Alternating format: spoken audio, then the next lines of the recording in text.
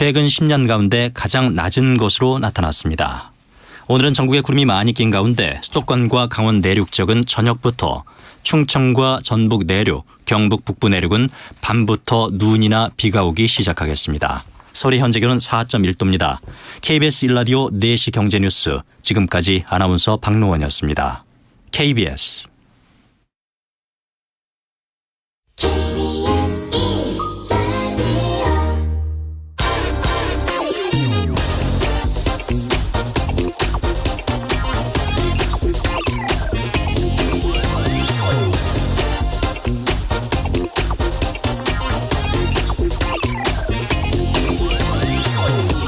부자든 가난한 사람이든 모든 국민들이 똑같이 내는 세금이 있습니다. 부가가치세나 소비세, 주류세 같은 간접세입니다. 이재용 삼성전자 회장이나 폐지 주워서 끼니를 때워야 하는 극빈층이나 빵 한 조각 사 먹을 때 똑같이 10%의 부가가치세를 내야 합니다.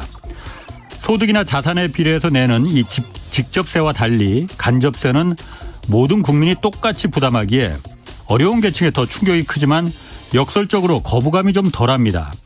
맥주값이 올라간 건 이건 세금이 올라갔다기보다는 주류 회사들이 술값을 올린 것이라 생각하기 쉽기 때문입니다. 4월부터 맥주와 막걸리에 붙는 세금이 인상됩니다. 골프장 이용 요금에도 개별 소비세가 추가됩니다. 국회 예산정책처는 이 소득세와 종부세 또 다주택자들에 대한 양도세 중과세 감면, 증권거래세 인하 등으로 앞으로 5년간 64조 원 이상의 세수가 줄어들 것이라는 분석을 내놨습니다. 누군가에게서 이렇게 깎아준 세금은 반드시 그만큼 다른 누군가에게서 더 걷어야 합니다. 네, 경제와 정의를 다잡는 홍반장, 저는 KBS 기자 홍사원입니다. 홍사원의 경제수 출발하겠습니다. 유튜브 오늘도 함께 갑시다.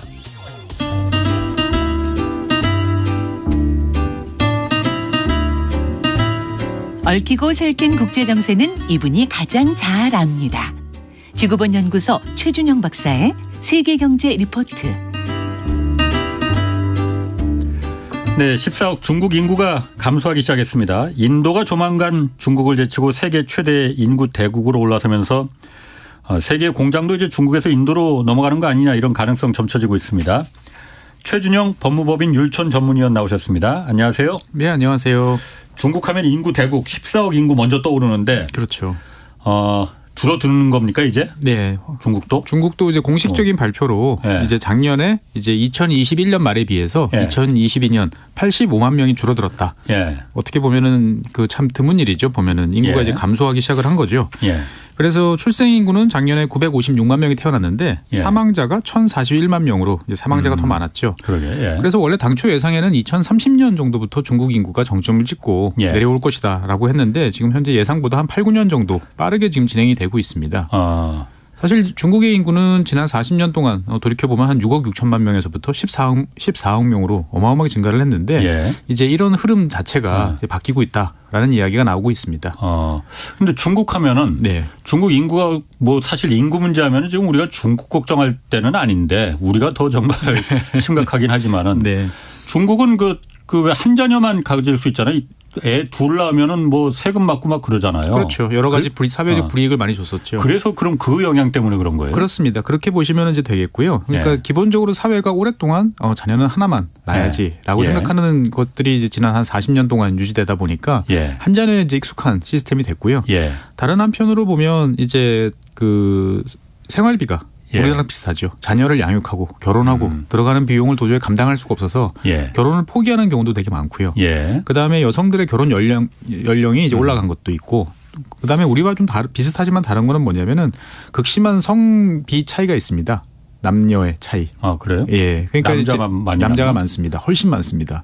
그래서 결혼 정년기 지금 있는 그 중국 청년들의 이제 성비를 보면 여성 100명에 남성이 120명, 115명 이 정도 되다 보니까 실제로 전체 인구에서 차지하는 여성 비율이 낮은 것도 이제 이러한 그 인구 감소, 그러니까 출산할 사람이 줄어드는 요인 중에 하나이기도 합니다만 전체적으로 봤을 때는 사회적인 요인이 매우 크다 이렇게 이야기할 수 있을 것 같습니다. 중국은 그러면 그 남녀 비율이 출생아 비율이 우리나라는 그 임신했을 때 그 태아 성별 감별하는 거 법으로 금지돼 있잖아요. 금지됐다가 지금은 이제 할 수 있지만 사실은 이제는 아무도 굳이 아들을 낳겠다라고 생각하는 경우는 거의 없죠. 그러니까 우리도 90년대는 그게 되게 심했다가 2000년대 들어오면서부터 이제 완화가 됐는데 중국은 아직까지도 이제 그런 경향들이 좀 있고요. 그러다 보니까 특히나 이제 극심했던 그런 흐름들이 극심했던 시기에 태어났던 친구들이 지금 이제 결혼이라든지 출산을 해야 될 시기다 보니까 더 큰 타격을 이제 주고 있다라고 보시면 되겠습니다. 아니 제가 물어본 거는 우리나라는 그게 지금 해제됐어요. 그러니까 해제됐구나. 그럼. 해제된 걸로 알고 있습니다. 그러면 중국 같은 경우에는 남자애들이 태어나는 비율이 그렇게 120대 100 이렇게 예를 들어 그렇게 높다는 거는 그렇게 무슨 뭐 달리 재주가 있는 것도 아닐 테고. 그렇죠. 그럼 미리 그러니까 임신한 상태에서 낙태를 하는 거죠. 그게 허용이 되나 보죠, 그럼 중국은? 그러니까 뭐 허용이 된다기보다는 이제 그냥 관행적으로 그렇게 해오고 있는 어떻게 보면 남아 선호 사상이 이제 강한 뭐 사실 인도도 마찬가지고요. 인도 같은 경우는 1년에 뭐 몇백만 명씩 이제 여아들이 낙태되고 있다 보니까 실제로 이제 그러한 이제 잠깐 좋은 이제 그거를 택한 대가가 이제 수십 년 후에 이런 식으로 돌아오는 거죠. 그럼 중국에서 왜 뭐 작년 재작년 때 코로나 때문에 특히 요즘 그러니까 사망자 많잖아. 이것도 혹시 뭐 그 영향을 준 건 아니에요? 그래서 코로나에 대한 이제 영향도 있다. 그래서 요거는 사실 정확한 통계를 좀 봐야 됩니다. 코로나에 대한 통계를 보려고 그러면 이제 우리가 초과 사망자라고 그러죠. 보통 이제 일반적으로 사망하는 사람에 비해서 추가적으로 사망한 비율이 얼마나 되는지를 좀 이제 봐야 되는데 이런 통계들은 좀 시간이 지나야 중국 당국에서 발표하지 않는 이상 좀 나와야 될 것 같은데 실제로 중국 같은 경우는 우리가 인구가 많다. 엄청나게 증가한다라고 생각하지만 실제로 보면 31개 성급 지역 우리로 따지면 지자체죠. 광역지자체죠. 이 중에서 13곳에서는 이미 인구 감소가 시작된 지 꽤 오래됐습니다. 그리고 중국 같은 경우도 현재 그 2014년부터 초고령 사회에 진입을 했고 그다음에 그 노동 생산 인구 같은 경우도 2014년에 이미 정점을 찍은 상태예요. 그러다 보니까 이제 그 결국 정점을 찍고 전체 인구가 내려갈 순간을 이제 기다려 왔는데 그게 생각보다 지금 빨리 나타나고 있다라고 이제 보시면 되겠습니다. 그럼 중국의 그 정부에서도 인구 감소가 옛날에는 뭐 그 한 자녀만 낳아야 된다 이 정책을 폈었지만은 지금은 사실 그 상황이 없습니다. 바뀌었잖아요. 2016년부터 이제 한 자녀 정책은 공식적으로 폐지됐고요. 2021년부터는 이제 세 자녀 정책입니다. 우리와 비슷하죠. 다자녀를 가지면 여러 가지 세제 혜택이라든지 뭐 육아라든지 여기에서 혜택을 많이 주는 혜택들을 이제 많이 줘서 애를 낳게 하는데 전혀 반응이 없습니다. 그래서 중국 같은 경우가 현재 이제 합계 출산율 같은 경우가 2021년 기준으로 보면 1.15명입니다. 우리가 0.8 정도 되니까 우리보다는 낫다라고 볼 수 있지만 세계 전체적으로 봤을 때 보면 매우 낮은 수준인 거죠. 그럼 중국 정부가 그 다른 뭐 어떤 인구 감소에 대비해서 그 지금 뭐 그 당근이라든지 아까 뭐 세금 감면이라든지 세금 감면이라 뭐 그런 게 있습니까 그러면? 그런 것 혜택들을 지금 제시는 하고 있어요. 제시는 하고 있습니다만 막상 그것들이 이제 결혼을 하는 결혼을 해야 될 대상이라든지 이미 결혼한 대상 입장에서 봤을 때는 온 가족들 그러니까 이제 본인들 그다음에 양가의 조부모들이 달라붙어서 겨우 애 하나 키우기도 이제 지금 힘든 상태인데 둘 셋은 뭐 언감생심이다라고 하는 게 일반적인 분위기인 거죠. 그러면 중국의 인구 감소세는 그러니까 앞으로는 이게 다시 돌이키기는 뭐 인구가 한 번 감소하면은 그걸 뭐 다시 돌이키기는 정말 힘든 건데 다시 돌아가는 나라도 거의 없다 보니까. 그러니까 이게 어떻게 보면 되게 슬픈 현실인데 동아시아 국가들 한국, 일본, 중국 세 나라의 공통점이에요. 그러니까 많은 나라에서 이제 먹고 살기 힘든 나라들은 출산율이 낮은 경우가 많습니다. 뭐 과거 이를테면 폴란드 같은 경우가 폴란드 사람들이 자국 내에서는 애를 많이 안 낳았어요. 그런데 영국이라든지 미국이라든지 캐나다로 이민을 가면 뭐 2.5 거의 3명에 가깝도록 애를 낳습니다. 대부분 나라 사람들이 그래요. 그 복지가 좋고 그 미래에 대한 비전이 좀 있으면 출생률이 높아지는 경향이 있는데 한국, 중국, 일본 이 세 나라는 캐나다로 이민을 가도 미국으로 이민을 가도 유럽으로 이민을 가도 가장 낮은 출산율을 기록을 하고 있습니다. 왜 그렇죠? 그러니까 애를 잘 키워야 된다라는 강박이 되게 강하고 거기에 대해서 막대한 투자를 해야 된다라는 의무감, 사회적인 어떤 압박 이런 것에서 헤어나질 못하는 거죠. 그러다 보니까 그 아이들한테 여러 가지 복지 체제가 잘 갖춰 있다 하더라도 내가 여기다 추가적으로 내가 더 얹어서 투자를 해서 우리 애가 사회적으로 두각을 나타낼 만큼 잘할 수 있을까? 내가 그 투자력을 감당할 수 있을까? 그리고 그렇게 했을 때 뭐 나의 인생은 어떻게 될까? 여기에 대해서 끊임없이 저울질을 하는 게 어떻게 보면 한중일 3국 사람들의 공통적인 인식인 것 같습니다. 민족적인 특성도 좀 가만히 된다 이거군요. 그래서 되게 슬퍼요. 사실 뭐 왜냐하면은 다른 나라에 가서 애를 많이 낳는다라고 그러면은 그러면 우리 체제가 뭔가 문제가 있어서 그걸 좀 바꾸면 되겠다 이렇게 생각을 할 수 있는데 뭐 예전에 캐나다에서 나온 자료를 보니까 전혀 그렇군요. 예. 그럼 중국 인구 감소라는 게 어쨌든 그 중국이 세계의 공장이잖아요, 지금. 네네. 아직까지는. 이 세계 경제에도 그럼 중국 인구 감소가 영향을 그럼 당연히 미치겠네요. 그렇죠. 그러니까 중국의 인구가 어떻게 세계 경제에 영향을 미쳤나를 예. 한번 거꾸로 되짚어 볼 필요가 있는 거죠. 증가하는 인구가. 예전에. 예. 그러니까 실제로 이제 중국이 본격적으로 개혁 개방하고 세계 공급망에 이제 참여를 하게 되면서 전 세계에서 어떻게 보면 투입가능 노동력이 한순간에 2배로 이제 증가를 한 셈이죠. 예. 그러니까 중국의 생산 가능 인구가 1990년부터 2017년까지 한 2억 4천만 명 이상 늘어났었으니까 전 세계적으로 봤을 때 어떻게 보면 노동력에 대한 수요보다 공급이 폭증하는 이제 그런 시기였죠. 그러니까 임금은 오르지 않고 그다음에 임금이 오르지 않는 상태에서 중국이 막대한 이제 무역 수지 흑자를 이제 기록을 했던 시절이 있었죠. 그러다 보니까 그것이 다 초과 저축으로 돼서 중국 정부는 그걸 가지고 다 미국 국채나 이제 이런 자산들을 이제 사들였죠. 그러다 보니까 전 세계적으로 글로벌하게 이제 저금리 기조가 이어지면서 지금까지 수십 년 동안 이제 왔는데 이제 이 흐름이 이제 바뀌기 시작을 했다라고 볼 수 있는 거죠. 중국 입장에서 봤을 때 이제 무역 수지 흑자도 과연 이렇게 저렴하게 유지할 수가 있느냐. 저렴한 생산비가 과연 가능하겠느냐. 이미 베트남보다 2배 이상이거든요. 중국의 인건비가. 예. 그러다 보니까 전 세계적으로 봤을 때 보면 이제 뭐 인구라는 측면 어떻게 보면은 되게 느린 시계지만 정확히 가는 시계를 놓고 보면 세계적인 이제 인플레이션 현상은 지속적으로 나타날 가능성이 매우 높다. 그리고 그렇게 되면 결국 중국 입장에서 봤을 때도 해외에 가지고 있는 자산들을 뭐 이렇게 뭔가 매각을 하든 처분을 해서 국내로 갖고 와서 뭔가 비용에 이제 뭐 복지라든지 여러 가지 써야 될 상황이 있다 보니까 과연 이제 세계 경기가 과연 지난 30년 같은 그런 사이클로 흘러갈 수 있겠느니까라는 이제 두려움들이 좀 있고요. 중국 내부적으로 봤을 때 보면 이제 고부가가치에 대한 욕망이 더욱 강해지는 거죠. 그렇죠. 예, 이제 이미 뭐 중국에서도 저임을 무기로 한 뭐 봉제라든지 이런 것들은 주변 동남아시아 국가로 많이 철수를 이제 한 상태죠. 근데 이제 이 인구 그 감소 속도가 인구가 이제 줄어드는 속도가 생각보다 빠르다 그러면 어떻게 보면 이건 시간 싸움이거든요. 중국이 더 고부가가치 올라와서 인구 감소를 상쇄할 만큼의 어떤 부를 축적을 할 수 있을 것이냐, 아니면 이제 그 속도를 따라잡지 못하고 결국 인구의 이제 고령화라는 것들에 따라잡혀 가지고 결국 여러 가지 부담을 지면서 발목이 잡힐 것이냐. 어떻게 보면 이제 본격적인 시간 싸움이 시작됐다라고 이제 말씀드릴 수 있을 것 같고요. 보통 한중일 세 나라가 가리켜서 뭐 농담 아닌 농담이 있습니다. 일본은 잘 살게 된 다음에 늙어가기 시작했고, 한국은 잘 살게 되면서 같이 늙어가고 있고, 중국은 잘 살기 전에 늙어가고 있다. 예, 뭐 늙었다. 뭐 이런 말이 있습니다. 맞는 것 같은데, 그거. 예, 상당히 이제 어떻게 보면 농담 같지만 상당히 뼈가 있는 이제 말인 거죠. 그러니까 중국 입장에서 봤을 때는 전국민 의료보험, 전국민 연금, 우리가 기본적으로 생각하는 어떻게 보면은 고령화 사회를 대비할 때 필수적으로 생각하는 요소들이 과연 갖춰져 있나 생각해 보면 상당히 취약한 점들이 많은 거죠. 그러다 보니까 이제 중국에서 아직까지는 젊은 사람들이 많아 보이지만 2030년대를 전후하면 이제 초고령 사회로 이제 진입이 확실합니다. 보면 이 페이스가 유지되면 이제 그럴 경우에 이제 그 부양 부담을 과연 중국 사회가 골고루 잘 나눠지면서 갈 수 있을 것이냐, 그러면서 경제 활력을 계속 유지할 수 있을 것이냐라는 과제가 어떻게 보면 향후 10년 동안 이제 중국 지도부한테 걸려 있는 큰 이제 무게라고 생각됩니다.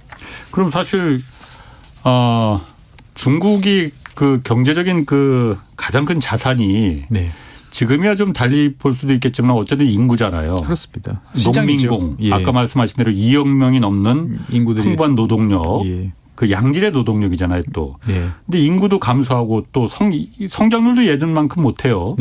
그런 거로 보면은 중국이 더군다나 지금 뭐 패권 전쟁으로 미국하고 그 철저하게 블록이 지금 쌓여지고 있는데 뭐 경제 규모가 미국을 넘어선다는 건 이제 뭐 물 건너간 거 아닌가 그런 생각. 이제 뭐 미래는 사실 아무도 알 수 없습니다만 이제 이런 일을 전문적으로 하는 연구기관들의 기조가 작년, 재작년서부터 좀 바뀌기 시작을 했고요. 작년 말에 이제 여러 연구소에서 나와 있던 데이터들을 보면 대부분 이제 많이 바뀌었어요. 그러니까 그 전까지는 2030년대 중반이면 중국이 미국을 제친다. 그렇죠. 이렇게 나왔는데 그 시기를 한참 미루든지 아니면 영원히 못 제칠 것 같다라고 이야기를 하고 있습니다. 대표적인 곳이 이제 일본의 이제 민간 경제연구소인 일본 경제연구센터라는 곳이 있는데요.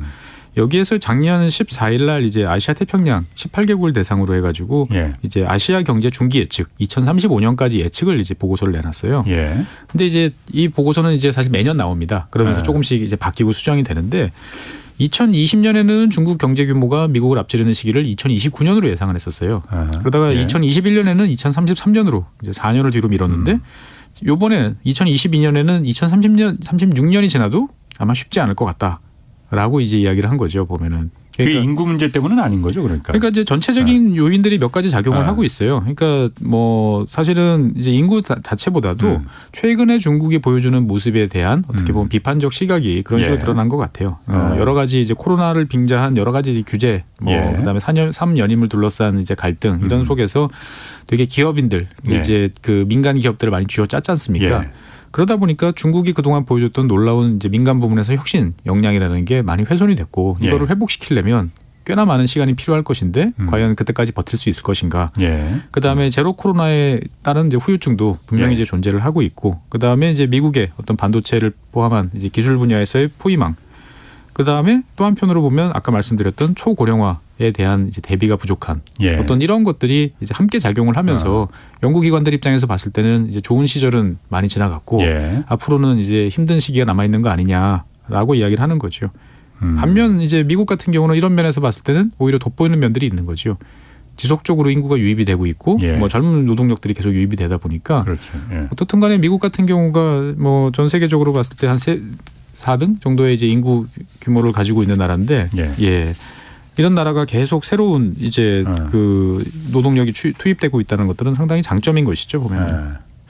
미국은 그렇다 치고 그럼 중국 다음에 지금 인구 대국이 지금 2등으로 많은 나라가 인도잖아요. 지금. 인도죠. 네. 인도는 줄어들진 않아요. 그러면? 네, 인도는 계속 늘고 있습니다. 당분간 계속 증가할 거라고 이제 생각을 하는데 사실 이제 인도의 인구는 약간 좀 어폐가 있어요. 왜냐하면은 이제 10년마다 인구 센서스를 하는데 원래 2021년 했었어야 돼요. 2011년에 했고 그다음에 2021년 했어야 되는데 그때 이제 코로나로 이제 못했어요.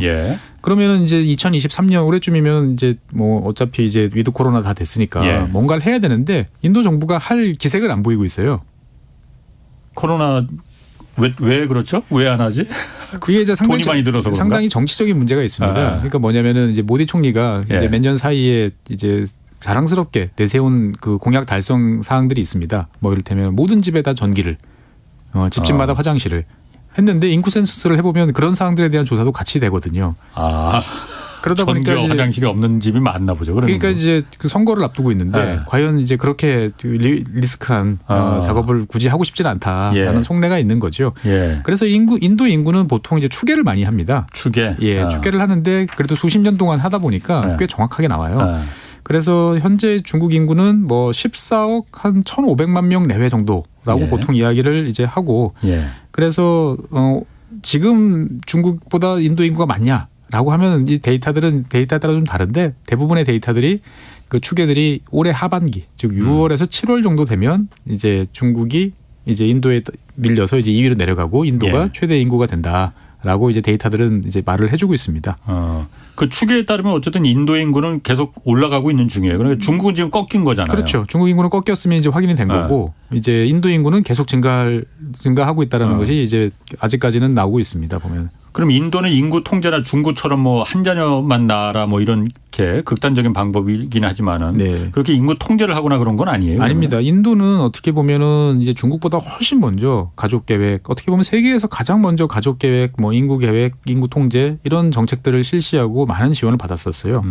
그러니까 1952년 우리가 전쟁 중이던 그 와중에 인도는 최초의 이제 가족 계획 프로그램을 실시했습니다. 그래서 피임 기구를 나눠주고 어떤 보면 여러 가지 그 홍보 캠페인을 많이 했는데 이게 거의 먹히지 않았던 거죠. 그러다 보니까 1960년대 70년대 들어서 인도 인구는 이제 폭발적으로 이제 성장을 하게 됩니다. 그래서 이 모습을 지켜본 이제 많은 서방의 이제 전문가들이 두려움에 떨었죠. 그래서 나왔던 책들이 뭐 인구 폭탄이라든지 이런 책들이다 보니까 인도 자체적으로도 보면 여기에 대한 위기감이 되게 컸습니다. 그래서 1976년에 이제 인디라 간지 수상이 이제 당시에 국가 비상사태를 이제 선언을 했는데 이 당시에 이제 아주 강력한 인구 정책을 실시를 했어요. 강제 불임을 시켰습니다. 저소득층, 저소득층 이제 출산 가능 여성들을 강제로 이제 불임 시수로 시킨 거죠. 수백만 명을. 그래요? 그러니까 실제로 중국이나 인도나 이 가족 계획 이라는 것들을 강력하게 드라이브를 걸던 시절에는 예. 이렇게 현재로서는 상상할 수 없던 그러게, 예. 그런 비인권적인 행동들이 많이 자행이 됐었습니다. 중국 같은 경우도 뭐 강제로 낙태시키고 임산부를 예. 그런 경우들이 이제 80년대 종종 있었죠. 그러니까 인도 같은 경우도 70년대 어떤 강력한 이제 이런 인구 통제가 오히려 그 이후에 반감을 불러일으키면서 정부가 효과적으로 이제 가족 계획이라든지 인구 정책을 예. 사용하는 것을 더 어렵게 만든 요인도 사실 있었습니다. 그럼 지금 인도가 계속 인도는 계속 인구가 증가하는 추세라면은 네. 지금 세계 공장이 지금 현재 중국인데 네네. 이게 그럼 세계 공장이 인도로 지금 베트남으로 많이 넘어가고 있는데 네. 베트남도 사실 인구가 많긴 많지만은 네. 베트남 한 1억이 안 되죠. 곧 아마 1억이 될 것 같습니다. 지금 9,800만 정도로 제가 알고 있는데 뭐 곧 아마 1억 명 정도까지는 이제 충분히 올라갈 수 있는 이제 그러한 곳이죠. 그럼 베트남 대신 인도가 그 중국의 바통을 이어받을 가능성 그런가요? 세계 공장이라는 네네. 넘어갈 가능성이 더 있는 거 아니에요? 그러면? 그러니까 이제 주로 서방 관계자들은 이제 그렇게 되지 않을까라고 어떻게 보면 예측 내지 기대 섞인 전망을 하는 경향들이 좀 강합니다. 왜냐하면 어차피 인구라는 것들이 계속 늘어나고 그다음에 그 인구를 통해서 뭔가를 해볼 수 있는 과거 그 역할은 누군가 해줘야 되는데 이 밸류체인이라는 게 존재하는 이상 그러면 그 정도 볼륨이 되는 유일한 나라가 이제 인도이기 때문에 인도로 점차 이제 넘어가지 않겠느냐 예상을 하고 있고 인도 정부 역시 그러한 이제 추세에 맞춰서 이제 노력을 많이 하고 있죠. 메이크 인 인디아 뭐라고 그래가지고 제조업을 육성하겠다라는 여러 가지 이제 작업들을 많이 하고 있고 또 실제로 해외 투자들도 많이 이제 되고 있는 상태죠. 그러다 보니까 몇 년 전과 비교해봤을 때 인도는 이제 시간은 우리 편이다. 라는 이제 좀 자신감도 좀 있고 그 다음에 여러 가지 상황들에 대해서 이제 긍정적으로 돌아가는 거 아니냐라고 이제 바라보는데 사실 대한민국 사람 입장에서 봤을 때 보면 과연 이제 그럴까라고 하는 이제 좀 의구심이 드는 것도 사실이죠. 의구심. 네. 이유는 뭐 때문이죠? 그러니까 보통 보면 이제 대한민국을 비롯한 일본, 중국 이 세 나라의 특징은 뭐냐면 그 발전이라는 거를 할 때 경제 발전이라는 걸 할 때 무엇이 필요한가에 대해서 너무나 명확한 그림이 있었어요. 그러니까 교육을 사람들을 교육시켜야 된다. 확실한 교육에 대한 그 투자가 있었고 두 번째로는 이제 인프라에 대한 열망이 있었죠. 잘 뻗은 고속도로, 철도, 전기. 항만, 전기 여기에 대해서는 무슨 희생을 치러서라도 깔았던 게 어떻게 보면 이 세 나라의 특징이라는 거죠. 그래서 그걸 통해서 어떻게 보면 경제가 성장했을 때 바로 한 단계 더 올라갈 수 있는 디딤돌이 돼줬는데.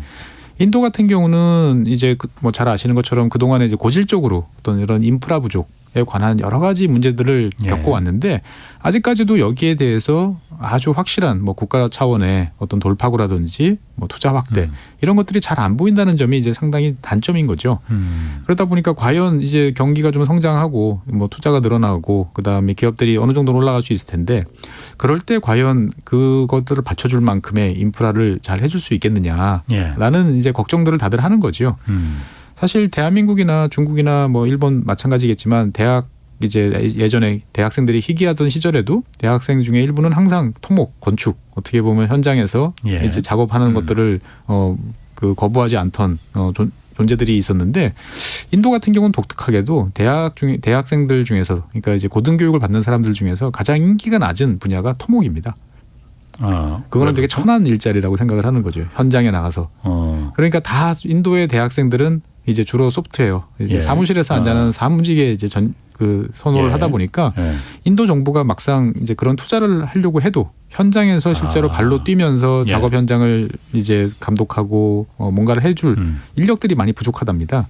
그래서 그때마다 이제 해외에서 누군가를 데리고 오는 것도 사실 쉽지 않고 그러다 보니까 이제 인도의 어떤 그런 직업에 대한 선호 뭐 이런 것까지 영향을 미치면서 그런 인프라에 대한 여러 가지 이제 장애들을 이제 많이 만들어내고 있는 거죠. 그리고 또 다른 한편으로 보면 이제 한국, 중국, 일본 세 나라는 그 딱 중앙 집권 이라는 면들이 어느 정도 확립이 돼 있었죠. 그래서 뭐 우스갯소리가 있었습니다. 예전에 투자하시는 분들 이제 그 해외 진출하시는 분들한테는 중국이나 중국 같은 경우는 옛날 이야기입니다. 1900 이제 뭐 90년대 초반, 80년대 후반 뭐 이럴 때 이야기인데 뇌물을 주면 일이 돌아간다는 확신이 있었다. 뭐 관시도 있었고. 그렇죠. 그러니까 딱 보면 내가 누구한테 주면 되겠다. 얼마만큼의 이 금액인지가 문제지. 내가 저 사람한테 주면 일이 풀리겠구나라고 생각이 들고 그래서 어떻든 간에 그거를 건네주고 나면 확실하게 일이 풀렸다. 피드백이 오더라 이거죠. 그래서 줄맛이 났다. 그런데 인도는 도대체 누구한테 줘야 될지 알 수가 없다. 예. 그래서 A라는 사람이 만든 것 같아서 주고 나면 난데없이 D라는 사람이 와서 오히려 나는 왜 안 줬냐고 화를 내면서 일을 방해하는 이런 일을 몇 번 겪다 보니까 예. 너무 답답하다. 실제로 인도 같은 경우는 어떻게 보면 세계 최대의 민주주의 국가죠. 그리고 중앙 정부도 있지만 지방 정부가 매우 강합니다. 예. 예. 근데 그 지방 정부, 그다음에 지방 정부도 내려가면 또 그 밑에 시라든지 군이라든지 여러 단위들이 있죠. 이 각각의 단위들이 별개로 이제 활동하는 경우들이 되게 많아요. 일관된 룰이 적용되지 않고 중앙 정부에서 오케이 했는데 지방 정부는 우린 아니야.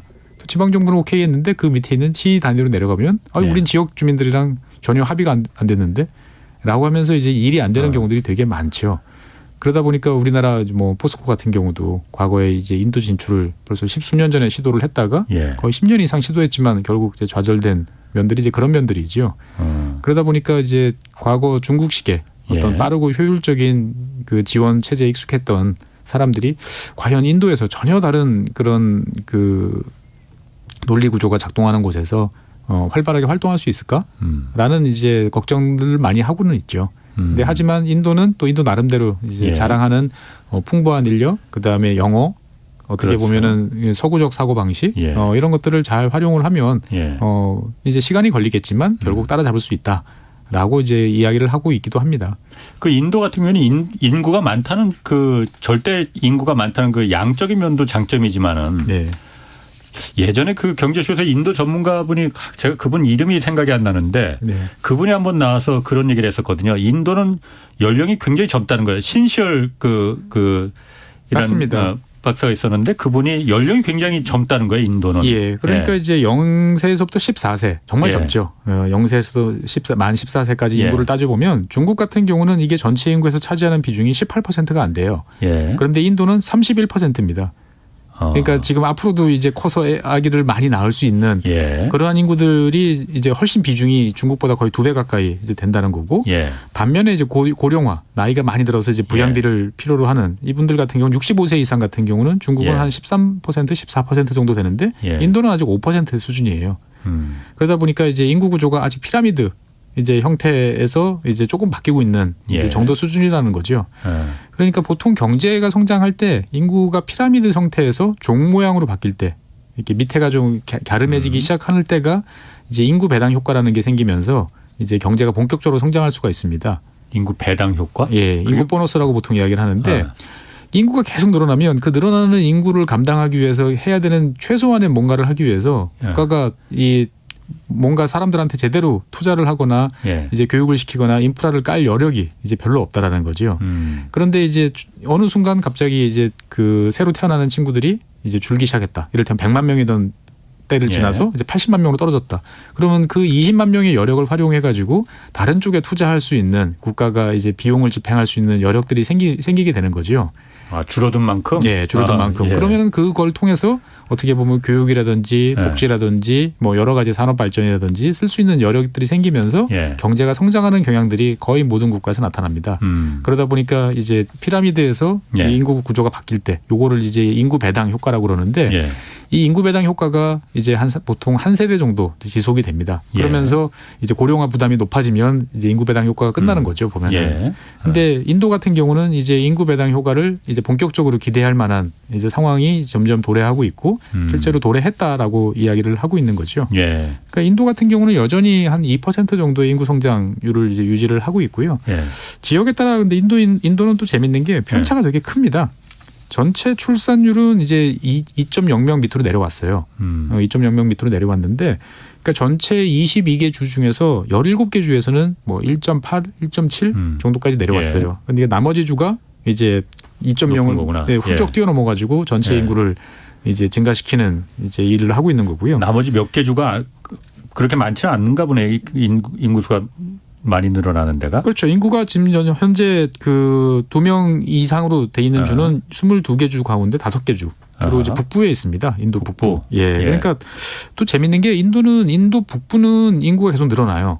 근데 인도 남부는 인구가 또 빠르게 또 감소하고 있는 또 이런 면들이 있어요. 그래서 이게 왜 그러냐라고 해서 여러 가지 사람들이 추측을 해보는데 뭐 이제 인과관계인지 상관관계인지는 모르겠습니다만 저는 이제 인과관계라고 생각하는 게 예전서부터 이제 남부 지역이 텔레비전 보급률이 좀 높았어요. 남부의 텔레비전 보급률이. 예. 그러니까 브라질 통계도 그렇고 예. 인도 통계도 그렇고 텔레비전 보급률이 높은 지역이 예. 출산율이 빠르게 떨어집니다. 텔레비 보느라고? 예. 밤에 이제 다른 그 확실한 겁니까? 예, 이거는 그러니까 이제 이걸 인과관계로 볼 수는 없을지 모르겠지만 상관관계는 100%입니다 보면. 예. 그러니까 인구가 많아서 고민하던 나라들이 이제 이런 통계들을 뽑거든요. 예. 뽑아 보면 거의 비슷하게 나타나요. 예, 그래서 이 꽤 최근까지도 남쪽이 북쪽보다 훨씬 예. 텔레비전 보급률이 높아요. 그러면서 이 출산율도 떨어지는 속도가 빨랐고 예. 그러다 보니까 남쪽은 이제 빠르게 인구 배당 효과를 누립니다. 그래서 남녀에 대한 차별도 별로 없고 상대적으로 교육에 대한 투자도 많이 하고 예. 그래서 남쪽에 있는 친구들이 고등교육, 중등교육이나 고등교육을 받을 확률도 높아지고 예. 경제도 빠르게 성장하고 예. 그래서 남부는 이제 이런 거에 대해서 자부심이 좀 있어요. 남쪽 예. 지역은. 그런데 그에 비해서 이제 남쪽 지역이 손해 본다고 또 항의를 하는 건 뭐냐면 예. 중앙 정부가 이제 돈을 나눠줘야 되잖아요. 지방 정부에 인구로 나눠줍니다. 인구로 나눠준다 보니까 예. 남부 지역 입장에서 봤을 때는 우리가 내는 세금만큼도 못 돌려받는 거 아니냐, 예. 라고 하는 이제 불만들이 이제 좀 있기도 하죠 보면은. 그래서 어쨌거나 인도 같은 경우도 우리가 인도 생각하면 막 인구가 어마어마하게 많고 막 폭발적으로 증가할 것 같다라고 생각하는데 그런 폭발적인 시기는 이제 지나갔고요. 예. 이제 인도도 어떻게 보면 어느 시점이 오면 인구가 이제 정점을 이제 찍을 시기가 이제 조만간 이제 오게 됩니다. 그래서 그렇게 되면 전 세계에서 인구가 늘어나는 지역은 이제 아프리카로 이제 국한될 날이 이제 얼마 남지 않았습니다. 인도 다음은 아프리카. 네.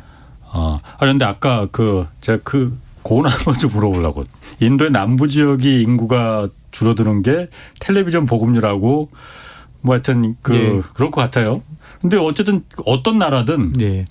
인도 북부하고 남부하고 네. 경제력 차이는 어떻습니까? 원래는 처음에는 이제 남부 쪽이 경제적으로 좀 열악했었어요. 예. 열악했는데 여러 가지 요인이 겹치면서 예. 인도 남쪽이 이제 보면 상대적으로 이제 북쪽에 비해서 예. 출산율이 좀 낮았고 그 예. 출산율이 낮으면서 지방 정부들이 뭔가 다른 데 투자할 여력들이 좀 생기면서 예. 소득이 높아지니까 이제 그런 텔레비전이라든지 이런 예. 것들을 구매하는 비중이 더 높아졌는데 이 정확한 원인이 뭐냐에 대해서는 인도 내부적으로도 이제 그 포인트가 뭐였냐에 대해서는 여러 가지 논란이 있습니다만 뚜렷이 잡히지는 않습니다. 보면. 그러니까 제가 그냥 예. 우리나라도 어쨌든 수도권에 다 사람들이 수도권 인구는 오히려 유입되니까 늘어나잖아요. 네네. 근데 지방은 다 줄어들잖아요. 네. 그럼 지방의 텔레비전이 더 많이 보급됐나? 그렇진 않죠. 예. 인도 같은 경우도 이제 인구가 이제 지금은 아직 도시화율이 50%가 안 됩니다. 예. 근데 이 50% 아직 농촌에 있는 분들이 이제 대도시로 계속 당분간 수십 년간 몰려올 텐데 예. 이것을 어떻게 이제 대처하느냐. 그 몰려드는 인구에 맞춰서 도시화율을 제대로 높이면서 그렇죠. 예. 교육이라든지 환경이라든지 보건이라든지 이런 것들을 공급할 수 있느냐가 어떻게 보면 인도의 성장, 미래를 책임질 수 있는 또 중요한 카드인 거죠. 그 중국이 사실은 과거 중국이 네.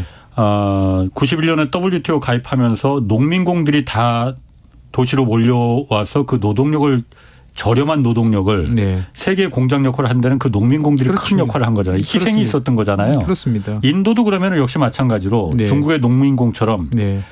지방에 그야말로 그 지방의 어마어마한 잠재력이 있죠. 그 가능성을 이렇게 벤치마킹할 수도 있겠네. 그럼 그렇습니다. 중국이. 다 인도의 이제 모디 조상부터 많은 사람들은 이제 그것들을 원하고 있고 그렇겠지. 중국이 해왔던 과정을 그대로 밟아갈 생각은 없어요. 예. 압축적으로 우리는 봉제부터 뭐 예. 반도체 디스플레이까지 한꺼번에 예. 중국이 어떻게 가는지 알고 있으니까 예. 우리는 같이 그거를 압축적으로 할 수 있다라고 예. 이제 이야기는 하는데 과연 그렇게 될지 이제 좀 봐야 될 것 같습니다. 인도 같은 경우에 그리고 빈부격차가 굉장히 심하잖아요. 그렇죠. 인도는 더군다나 공식적으로 계급제도가 있는 사회니까. 뭐 카스트 제도는 이제 공식적으로는 뭐 없다 치지만 네. 이제 지금 공식적으로 없어졌어요? 공식적으로는 이제 없죠. 없는데 이제 내부적으로 사회 내부적으로는 존재를 하는데 예. 이것을 없애는데 또 크게 기여하는 게 도시화입니다. 그러니까 이를테면은 뭐 이렇게 서로 계층에 따라서 서로 안 예. 섞이려고 노력하잖아요. 예. 그런데 뉴델리 시내에 지하철이 개통이 됐습니다. 예. 지하철이 개통이 되니까 그 전까지는 길 위에서 2시간씩 출퇴근하는데 쓰던 사람들이 15분, 20분 가잖아요. 예. 근데 당연히 지하철은 꽉꽉 들어차죠. 예. 나는 뭐 저 사람들하고 천한 사람들하고 같이 안 할래 할 수가 없는 거예요. 그렇죠. 그러다 보니까 이제 섞이고 이런 것들에 대해서 덤덤해지는 이제 그런 경험들을 하게 되는 거죠. 예. 그러니까 어떻게 보면 도시라는 곳은 이제 다 섞여가지고 예. 계급장 떼고 이제 활동할 일이 점점 많아지다 보니까 예. 그런 것들이 이제 인식을 전환시키는데도 예. 나름대로 이제 크게 기여를 할 것 같습니다. 그러면 아까 지금 중국에서 네, 인도로다가 넘어간다. 예. 그럼 중국의 그 어떤 그 경제력 규모나 이런 부분은 조금 더 줄어들 수밖에 그 인구면으로 따져보면 인구면으로 보면 그런데 이제 한데. 예, 이거를 이제 중국의 고도화 어떻게 보면은 고부가가치 산업으로 예, 이걸 전환시키고 그다음에 수출이 아닌 이제 쌍순환에 따라서 이제 내수 어떻게 탄탄한 내수 이런 것들을 맞추는 이제 경제 구조 개편에 성공을 한다면 어떻게 보면은 뭐 아직까지 그렇다고 고령화 부담이 아주 높은 건 아니니까 그 사이에 이제 한 단계 올라가면서 시간을 더 벌 수도 있겠죠. 아니 그러니까 중국이 그런 인건비의 그 저렴한 인건비에 기반한 그런 산업 구조에서 빠르게 이제 고부가가치 산업 이쪽으로 전환을 하면은 우리하고 그야말로 충돌이 되는 거잖아요. 지금도 이미 충돌하고 있지 않습니까? 그러니까 충돌되고 있잖아요. 그러면은 앞으로 점점 더 그게 심해지는 텐데 거죠. 우리 그 교육 구조나 이런 거 왜냐하면 우리가 중국에 지금 수출할 교육 구조가 워낙 많잖아요. 거의 30% 가까이 되지 않나? 28% 정도로 알고 있습니다. 그럼 이것도 그럼 좀 생각을 해봐야겠네. 그럼 바꾸는 것도. 그렇습니다. 이미 이제 사실 우리가 중국에 뭐 많이 수출을 해서 큰 이제 경제적인 이제 무역 흑자 이런 것들을 많이 얻었었는데 그 경제 그 무역 수지 흑자의 핵심은 이제 거기에 있었죠. 중간재. 어떻게 보면 중국에 해외 수출하기 위한 중간의 부품이라든지 원자재, 이제 핵심 원자재들을 이제 저희들이 공급해 오면서 해왔는데 중국이 이제 한국이 해주던 것들을 자체적으로 공급하기 시작한 지가 꽤 됐죠. 뭐 더 잘 만든다고 더 잘 만드는 경우도 많고요. 네네. 그러다 보니까 현재로 보면은 예전에는 서로 분업 구조였다가 지금은 이제 경쟁 구조로 바뀌는 거죠.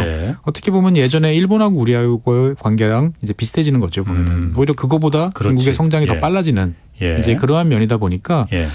결국 우리 입장에서 봤을 때도 이제 누가 더 빨리 이제 이거를 뛰쳐나갈 수 있느냐에 관한 이제 사항인 것 같습니다. 그러니까 우리는 싫던 좋던 과거의 패턴을 반복할 수는 없어요. 아, 그때가 좋았지. 그때 차화정 좋았지. 화장품 팔면은 정말 큰 돈 벌었지. 그거는 이제 잊어먹어야 되는 거고 어떻게 보면 이제 정말 힘든 게임을 이제 본격적으로 또 해야 되는 이제 그러한 상황에 놓여 있었던 거죠. 중국한테 어마어마한 우리가 무역 흑자를 통해 가지고 선진국으로 도약을 했는데 이제 중국의 도전이 이제 본격화된 이 시점에서 우리가 기존에 그 중국으로부터 받아왔던 그 경제적 부를 효과적으로 잘 사용을 해서 한 단계 다시 도약할 것이냐 아니면 경쟁에서 뒤처질 것이냐 어떻게 보면 우리도 지금 현재 기로에 서 있는 상태죠. 근데 뭐 조건은 썩 좋지는 않습니다만 왜냐하면 인구 감소가 이미 나타나고 있고 벌써 대한민국 같은 경우도 이제 거의 모든 영역에서 그 노동력 부족 현상이 나타나거든요. 그러니까 당장 제가 72년생인데 저희 때 태어날 때가 98만 명이 태어났어요. 아, 72년생이세요? 나는 나보다 한참 형님인 줄 알았는데. 70년생, 71년생 두 해가 이제 100만 명이 넘었고 72년생이 이제 98만 명 정도로 되게 되는데 그러면 제가 이제 10년 이제 지나면 이제 공식적으로 정년 연장이 없으면 이제 은퇴를 이제 해야 되는데 그러면 그때 이제 노동시장에 진입하는 뭐 대졸자 기준으로 봤을 때 보면은 지금 한 15살, 16살 정도 친구들이 이제 그때 들어오는 거죠. 그러면 2006년생, 2007년생 요 정도 되는데 그때 태어난 친구들은 45만 명 내외예요. 그러면 이쪽에서는 100만 명 가까이가 빠져나가는데 45만 명 정도가 들어오면 1년에 40만 명 정도씩의 노동력 공백이 생기는 거죠. 지금도 이제 20만 명씩 1년에 빠지고 그 갭이 생기는데 10년 후면 그게 더블로 이제 커지는 거죠. 그러다 보니까 어떻게 보면 지금부터도 벌써 우리나라의 많은 쪽에서 이제 근간이 흔들리고 있다는 이야기가 많이 나옵니다. 그러니까 우리가 제조업 강국이잖아요. 그러면은 사실 우리가 자랑스럽게 생각하는 이제 글로벌 대기업도 있지만 그 밑에 거슬러 가다 보면 눈에 잘 보이지 않는 그 중소기업의 어떻게 보면 탄탄한 인력들, 그다음에 24시간 언제나 대기하고 있는 그 성실성 이런 것들이 여기까지 오게 만드는 원동력이었는데 지금 많이 무너진 상태거든요. 그러니까 더 이제 무너지는 속도가 빨라질 수밖에 없는 거죠. 그럴 때 과연 우리가 지금과 같은 이런 성장 추세, 경제 고도화 이런 것들을 계속할 수 있겠느냐. 사실 두려움이 되게 큽니다. 근데 또 뒤집어서 또 생각을 해보면 두려움이 큰 만큼 현재 이제 지역에 다니다 보면 기업 입장에서 봤을 때는 아주 정말 저게 합리적일까 싶을 정도의 지극히 공격적인 자동화라든지 스마트 팩토리 이런 작업들을 열심히 하세요. 그러니까 어떻게 보면 전 세계에서 자동화에 대한 로봇화에 대한 열망과 꿈이 제일 높은 나라가 저는 대한민국이 아닐까 싶거든요. 그래서 이게 이제 과연 어떤 결과를 낳을지에 대해서 또 한 10년쯤 지나 보면 여러 가지 평가가 나올 수 있을 것 같습니다. 그 인구 쪽으로 가면 그 중국 다음에 지금 인도. 그런데 인도는 그냥 얼핏 생각에 저도 이제 출장 취재차 그때 인도의 남부 지방에 그 현대자동차 아마 거기 공장이 있었을 거예요. 그래서 거기 한번 간 기억이 있는데 엄청 덥더라고요. 거기는 습하고 그래서 그리고 전기도 사실 그때만 해도 잘 안 들어오더라고요. 지금도 여러 가지 문제가 많이 되고 있습니다. 그러니까 그런 것 때문에 중국의 대체 세계 공장을 이어받을 수 있을까? 중국보단 베트남이 아닐까라는 생각이 먼저 들거든요. 근데 베트남이나 인도네시아는 인구가 더 많아요, 물론. 맞습니다. 그런데 베트남 같은 경우에 인구가 그렇게 10억이 넘는 중국이나 인도를 대체하기에는 베트남 좀 부족한 거 아닌가. 그렇죠. 라는 생각이 들거든요. 최 박사님 생각하시기에는 인도와 베트남 중에서 어디가 더 가능성이 있는 그 대안이라고 생각하세요? 일단은 저는 뭐 한국 사람 입장에서 봤을 때는 당연히 이제 베트남 쪽이 더 낫지 않을까? 라고 이제 생각이 이제 돼지는 거죠. 그렇기 때문에 대한민국 기업가들도 다 이제 인도보다는 이제 벌써 베트남에 투자를 많이 했고 인도에 대해서는 여전히 많은 기업들이 이제 퀘스천 필요할 것 같긴 한데 자신이 없다. 이제 이런 식인 거죠. 그래서 이제 베트남 같은 경우도 이제 폭발적으로 성장을 지금 이제 하고 있는데 저 개인적으로는 이제 베트남에 대해서 약간의 우려를 하고 있는 면이 있습니다. 그 뭐냐면 이 정도 경제 성장을 해왔는데 우리 경험에 비춰보면 우리가 좀 독특하지만 인프라를 깔은 속도가 인프라 확충 속도가 생각보다 많이 느리다. 베트남이? 그러니까 아직도 남북을 연결하는 무슨 제대로 된 고속도로라든지 철도라든지 이런 것들이 잘 놓여 있지가 않거든요. 그러니까 어떻게 보면 이제 그 베트남을 이끄는 베트남 공산당 같은 경우는 진정으로 부국 강병을 원하나? 사실 저는 개인적으로 그런 의문이 좀 들 때도 있어요. 그냥 국민들이 불만 없이 적절한 경제적 부를 쌓고 어느 정도의 성장을 하면 되지. 우리가 정말 어떤 지역에 이제 선진국으로 도약을 하겠다. 그러려면 여러 가지 사실 그 뭐 한국이나 다른 나라들 보면 다 알지 않습니까? 중산층이 늘어나면 정치적인 여러 가지 문제도 복잡해지고 그런 것들을 우리가 감내하면서까지 그렇게 가야 할 것인가에 대한 명확한 비전이 있나? 베트남 공산당이? 저는 약간 그런 의문이 좀 있어요. 오히려 그런 것 때문에 그러면 인프라에 대해서 더 공격적으로 투자하지 않고 그냥 적당히 해외에서 뭐 직접 투자만 해도 연대까지 충분했으니까 저 정도면 되지. 나는 좀 어떻게 보면 약간 이제 소극적인 면들이 저는 종종 보여가지고 좀 약간 그런 면에서 보면 좀 퀘스천이 좀 있고 인도에 대해서는 사실 온도차가 되게 큽니다. 그러니까 왜 제가 온도차라고 말씀드렸냐면 한국 사람 입장에서 봤을 때 인도는 서방에서 좀 이렇게 과대평가를 좀 받는 경향이 강해요. 제 느낌에는. 그러니까 왜냐하면 민주주의 국가고 영어가 되는 나라다 보니까 미국이나 영국이나 이 서방 국가들 입장에서 봤을 때는 인도에 대해서 쟤네들이 잘 커서 이제 중국을 견제하는 어떻게 보면 우리식 모델이 맞다라는 거를 너희들이 좀 보여줬으면 좋겠어. 라는 기대감이 좀 있는 것 같아요. 근데 이제 한국 사람들은 제3자적으로 이제 봤을 때 보면 쉽지 않은데? 라고 생각하는 데 비해서 이제 미국이나 특히 이제 영국이나 이런 쪽 같은 경우는 어떻게 보면 또 많이 겪어왔잖아요. 인도에 대해서. 그러다 보니까 인도가 가지고 있는 장점에 대해서 또 나름대로 또 파악하고 있는 것도 있고 그것들을 높이 평가하는 이제 그런 면들이 같이 있는 거죠.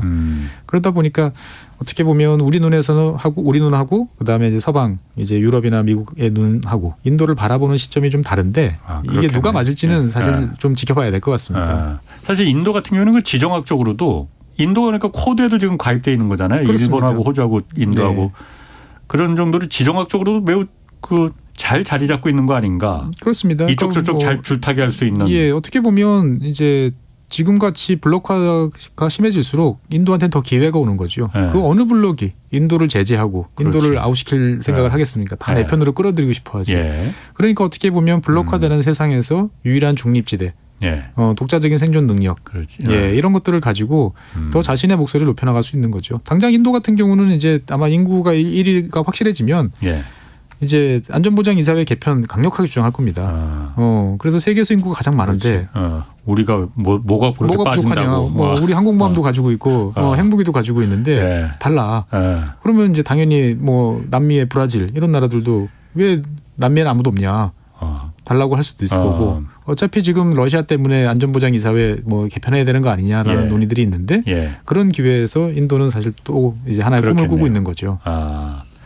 그럼 뭐 다시 인구 문제로 돌아가서 이게 사실 뭐 남의 나라 걱정할 때가 아니라서 우리가 정말 세계에서 가장 그야말로 이 저출산 고령화 그 1등인 국가잖아요. 네. 일본보다 사실 더 심하잖아요, 우리가. 더 빠릅니다. 이게 얼마 전에도 그래서 그 지난 연말에 저출산 고령화 종합대책 발표됐어요. 네. 요즘 한참 그야말로 그 많이 나오시는 그분이 나경원 부위원장이 이거 발표하고 그랬던데 눈에 띄는 대목이 그 이민 정책. 네. 이거 그 적극적으로 활성화시켜서 네. 외국인 노동자도 이제 규제 완화해야 되고 그 해법으로서 이민 정책을 이제 적극적으로 펴야 된다. 네네. 이건 좀 어떻게 생각하십니까? 뭐 이제는 선택의 여지가 없죠. 네. 그리고 어떻게 보면은 저는 그런 표현을 종종 쓰는데 우리가 이민을 둘러싼 뭐 이제 공론장이라는 게 저는 지극히 성안에 계신 분들, 그러니까 대도시의 중산층에 어떻게 보면 현재 국내에서 외국인들과 별로 접촉이 없는 사람들 사이에서 왈가왈부지 이 성 밖에 계신 분들, 지방이라든지 여러 산업 현장에 계신 분들은 이들 없으면 안 된다는 거 이미 다 알고 있거든요.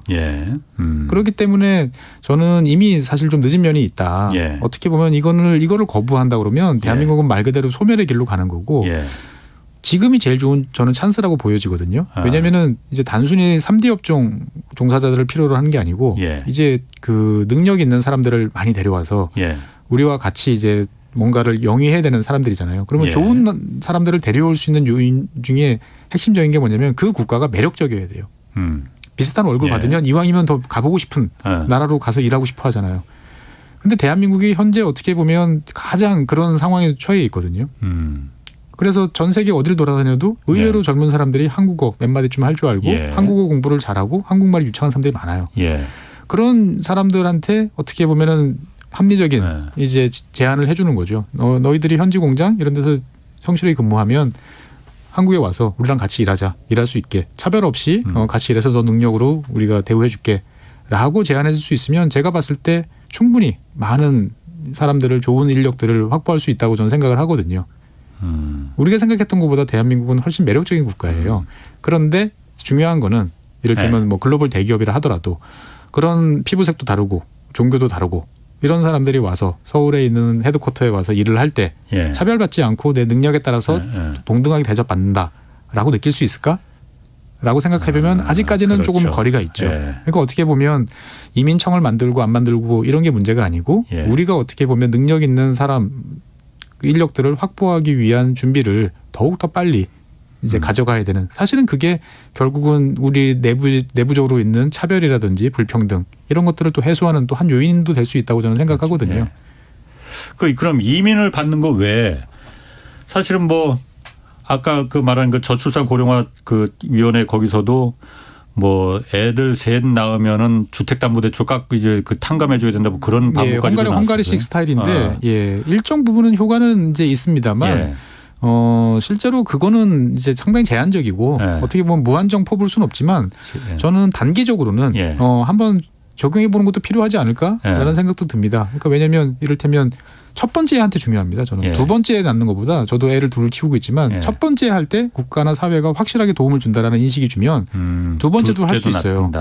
그래서 뭐 우스갯소리로 지금 25만 명 정도 태어나는데 1억씩 주보세요. 25조 원입니다. 대한민국 정부 예산 규모 생각해 보면 25조 원 추가로 만들어내는 게 어려울 것 같지만 부가세 1%만 올리면 얼마든지 만들어낼 수 있어요. 10년을 일단 한도로 해가지고 그러면 사람들한테 어떻든 간에 내가 첫 번째 애를 낳으면 국가가 이 정도로 썸으로 한꺼번에 지원을 해주면 내가 어떻든 간에 애와 함께 미래를 한번 살아볼 수 있겠다라는 이제 시그널을 줄 수도 있는 거죠. 근데 이걸 무한정할 수는 없고 어떻든 간에 지금이 0.8명이라고 그러면 이거를 이제 뭐 1.0명을 넘길 때까지든지 어떤 시기를 정해서 특단의 조치는 사실 취해볼 필요도 저는 있다고 생각을 합니다.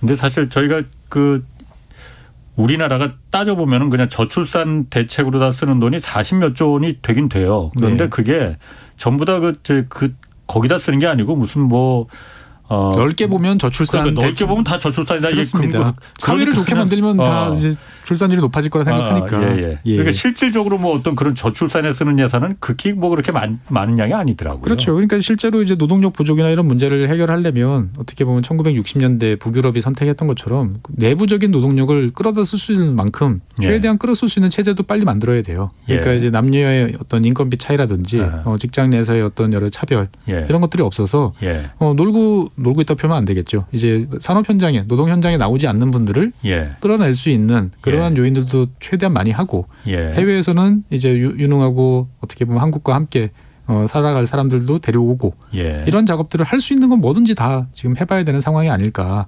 뭐 1번은 좋고 2, 3번은 안 좋아 이게 아니고 1, 2, 3번 다 해보고 그러고 나서 판단해보자라는 게 지금 2023년 대한민국의 현실이 아닐까 싶습니다. 맞습니다. 뭐 사실 지금 현재 상태에서 봤을 때 가장 시급한 문제 다른 당구 다 떠나서 인구 문제하고 이제 지역 간 이제 국토 불균형 문제 맞습니다. 이게 정말 가장 결국은 인구 문제가 불균형도 더 심화시키는 요인 아닌가 생각이 듭니다.